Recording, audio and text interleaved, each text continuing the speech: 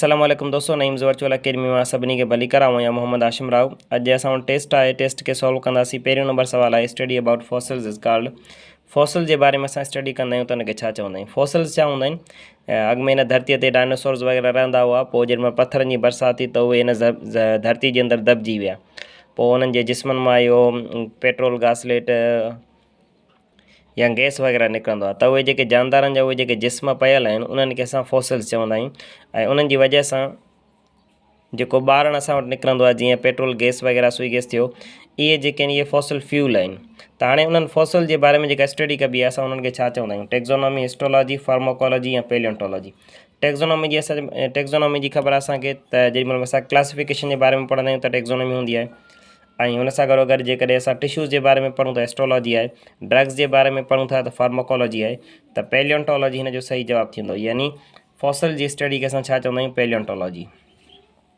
अच्छा, हुन खां बाद में ॿियो नंबर सवाल आहे, cellular respiration takes place in dash of mitochondria. Mitochondria जे कहिड़े हिस्से में सेल्युलर रेस्पायरेशन थींदी आहे? ऑप्शन आहिनि तव्हां वटि इंटर मेम्ब्रेनस स्पेस आहे, मैट्रिक्स, साइटोप्लाज़म या आउटर मेम्ब्रेनस स्पेस। हाणे जेकॾहिं पाण थोरो ॾिसूं त माइटोकॉन्ड्रिया जे बारे में जेको मूं तव्हांखे ॿुधायो, जंहिंमहिल पाण पढ़ियोसीं पिया टॉपिक, त माइटोकॉन्ड्रिया जी हिकिड़ी आउटर मेम्ब्रेन हूंदी आहे, हीअ इनर मेम्ब्रेन हूंदी आहे। आउटर इनर जे विच में हीअ जेको स्पेस आहे हिनखे असां इंटर मेम्ब्रेनस स्पेस चवंदा आहियूं।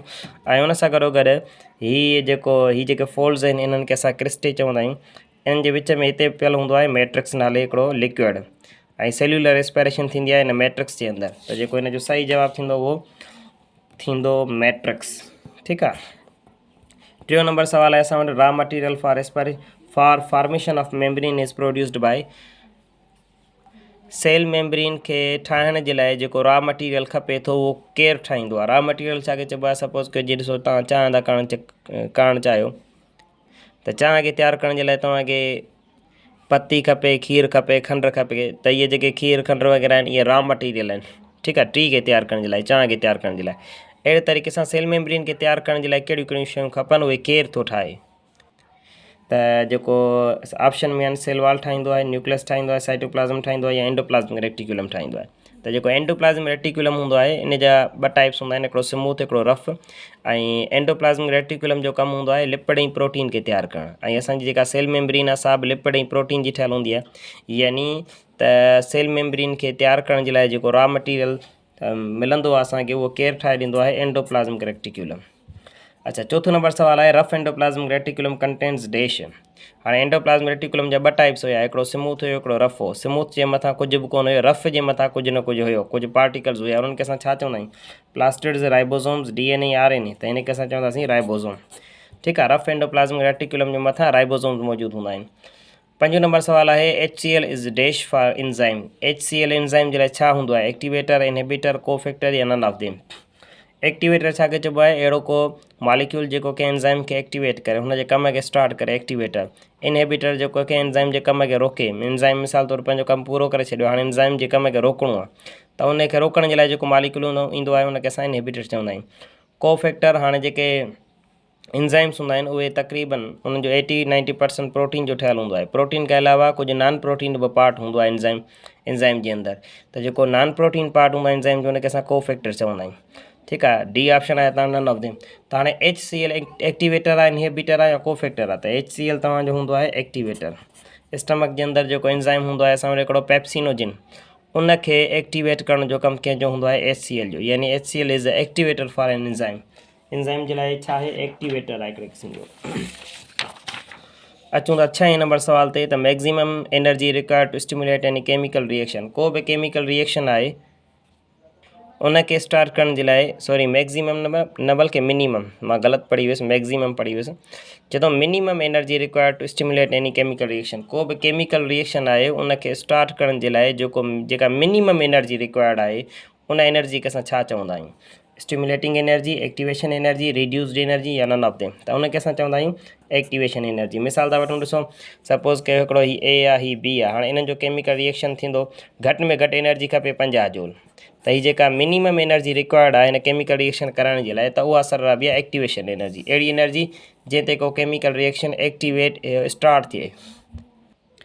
अच्छा, हुन खां बाद में centromere is in the middle of chromosome. Centromere जेकॾहिं क्रोमोसोम जे मिडिल में हुजे त असां उनखे छा चवंदा आहियूं, उन क्रोमोसोम खे छा चवंदा आहियूं, मेटासेंट्रिक, सब मेटासेंट्रिक, टेलोसेंट्रिक, सब टेलोसेंट्रिक या टेलोसेंट्रिक। त हाणे मूं तव्हांखे क्रोमोसोम्स वारे लेक्चर में सम्झायो त क्रोमोसोम जा 4 टाइप्स हूंदा आहिनि। हिकिड़े में छा थींदो आहे, जेको सेंटोमेयर आहे उहो विच ते हूंदो आहे, ठीकु आहे। अगरि जेकॾहिं सेंटोमेयर विच खां थोरो मथे हुजे, यानी हिन जॻह ते हुजे सेंटोमेयर, त इहो थी वियो सब मेटासेंट्रिक। विच ते आहे त असां चवंदासीं मेटासेंट्रिक, सेंट्रोमेयर थोरो मथे आहे चवंदासीं सब मेटासेंट्रिक। सेंट्रोमेयर वरी जेकॾहिं टेलोमेयर्स खे वेझो आहे, हाणे ॾिसो सेंटर खां परे आहे उहो हिन टेलोमेयर्स खे वेझो आहे, हिन जो नालो आहे सब टेलोसेंट्रिक। ऐं अगरि जेकॾहिं क्रोमोसोम हुजे ई हिन टाइप जो त असां हिनखे टेलोसेंट्रिक चवंदा आहियूं, ठीकु आहे। त हाणे जेकॾहिं सेंट्रोमेयर विच ते हुजे त असां हुनखे चवंदा आहियूं मेटासेंट्रिक। सही ऑप्शन छा आहे, metacentric. Cell suicide is dash. Cell suicide असां कंहिंखे चवंदा आहियूं, apoptosis, necrosis, both and B या नन ऑफ देम। त इनखे असां चवंदासीं एपोप्टोसिस। एपोप्टोसिस में सेल पंहिंजी मर्ज़ी सां पंहिंजो हिकिड़ो प्रोग्राम ठाहे पंहिंजो पाण खे जेको आहे सो मारींदो आहे, ख़तमु कंदो आहे। उन सेल जी वधीक ज़रूरत न हूंदी आहे, इन करे उनखे जिस्म मां ख़तमु कयो वेंदो आहे। इन महिल खे असां एपोप्टोसिस चवंदा आहियूं, ठीकु आहे। हिनखे असां सेल सुसाइड बि चवंदा आहियूं ऐं उन सां गॾोगॾु प्रोग्राम्ड सेल डेथ बि चवंदा आहियूं। ॿियो हूंदो आहे नेक्रोसिस। हीअ ॿई सेल जे डेथ जा टाइप्स आहिनि। नेक्रोसिस एक्सीडेंटल डेथ हूंदी आहे, माना सेल चाहींदो न आहे पर ज़बरदस्ती हुनखे मारियो वेंदो आहे। सपोज़ कयो अगरि जेकॾहिं कंहिंखे को धकु लॻी वियो त उते आहे सेल मरी वियो आहे, त इहा नेक्रोसिस आहे, ठीकु आहे।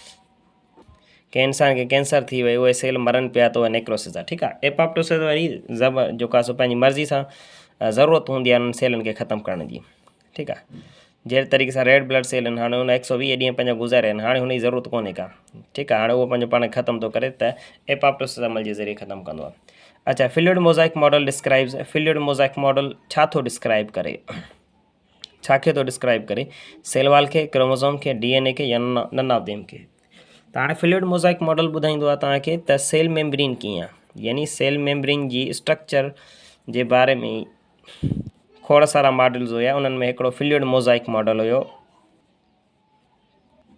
त फिल्यूड मोज़ाइक मॉडल छा जे बारे में थो ॿुधाए असांखे, सेल मेम्ब्रेन जे बारे में, त सेल मेम्ब्रेन कीअं हुआ। ऐं उन सां गॾोगॾु हीअ ॾिनो कंहिं हो, ॾिनो S.J. सिंगर ऐं J.L. निकोलसन, ठीकु आहे। हीअ ॿई साइंटिस्ट हुया जिन हिन मॉडल खे पेश कयो। हलो, हीअ थियो तव्हांजो हिन जो जेको सही ऑप्शन आहे D थींदो, ठीकु आहे। 10 नंबर सवाल आहे, thread like structures present in the fungi called. Fungi जी अंदरि जेके थ्रेड लाइक स्ट्रक्चर्स आहिनि उनखे असां छा चवंदा आहियूं, माइसीलियम चवंदा आहियूं, हाइफे चवंदा आहियूं, काइटिन चवंदा आहियूं, नन ऑफ देम चवंदा आहियूं। त हाणे फंजाई जी जेका बॉडी हूंदी आहे उनखे असां चवंदा आहियूं माइसीलियम, उनखे छा चवंदा आहियूं, माइसीलियम। इन बॉडी में थ्रेड लाइक स्ट्रक्चर्स हूंदा आहिनि, उन्हनि थ्रेड लाइक स्ट्रक्चर्स खे असां चवंदा आहियूं हाइफे। ऐं फंजाई जी जेका सेल वाल आहे सा ठहियल हूंदी आहे काइटिन जी, ठीकु आहे। त हिन जो सही ऑप्शन थींदो हाइफे।